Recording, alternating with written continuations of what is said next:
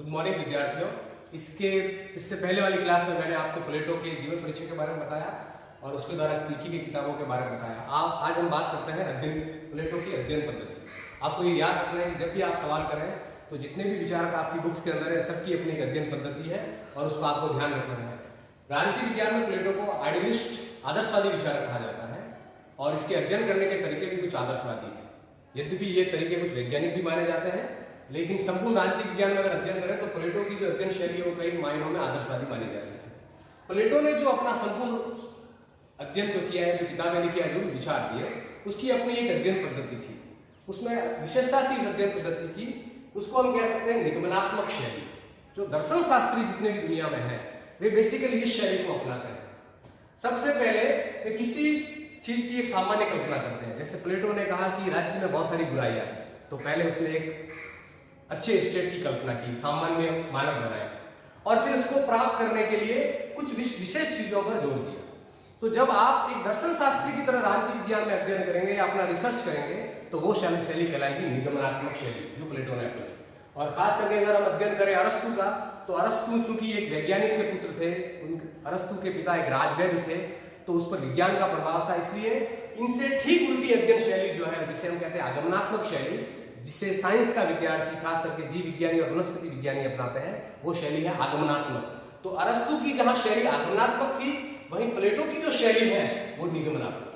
इसे हम दर्शन शास्त्र शैली भी कहते हैं, जिसमें पहले हम कुछ सामान्य सिद्धांतों का निर्माण करते हैं और फिर उसको प्राप्त करने के लिए हम विशेष प्रक्रिया को अपनाते हैं।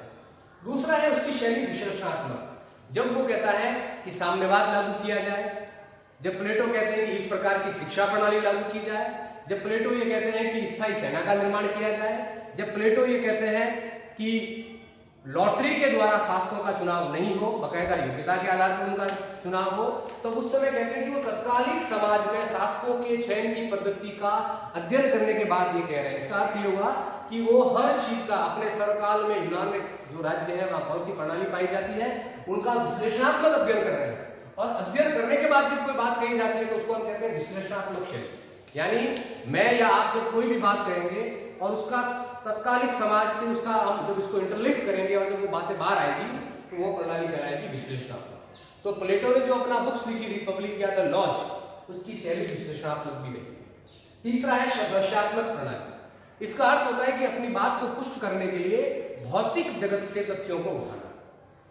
प्लेटो एक बात कहा करते थे कि हमें साम्यवाद इसलिए लागू करना है, वो कहा करते थे कि जिस प्रकार एक अच्छा गडरिया जो है या भेड़ पालक जो है वो अच्छे एक नर भेड़ से बहुत सारी मादाओं का सत्संग करवाता है ताकि वो अच्छी संतानों की प्राप्ति हो सके, उसी प्रकार वो भी ये कहते हैं कि जो पुरुष योग्य है, श्रेष्ठ है, जो स्वस्थ है, संतान पैदा करने का अधिकार उसी को दिया जाए।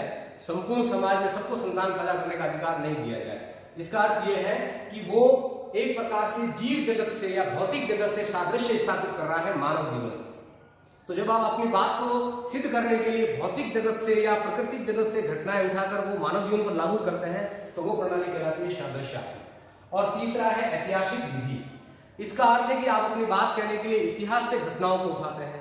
वो कहते हैं कि कीटो इसलिए शक्तिशाली है, स्पार्टा इसलिए शक्तिशाली है क्योंकि उसकी शिक्षा प्रणाली इस प्रकार की है, वहां शासक इस प्रकार के हैं। तो अपनी बात को सिद्ध करने के लिए जब आप इतिहास से घटनाओं का मेल करते हैं तो वो कहलाती है ऐतिहासिक विधि।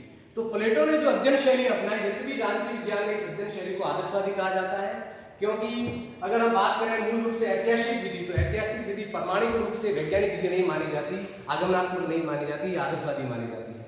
तो प्लेटो ने अपनी बात करते समय या जो उसने रिसर्च किया, जो किताबें लिखी, उसमें उसने 4 प्रकार की जो है अध्ययन पद्धति को अपनाया। Thank you. कितने मिनट? 2 मिनट का।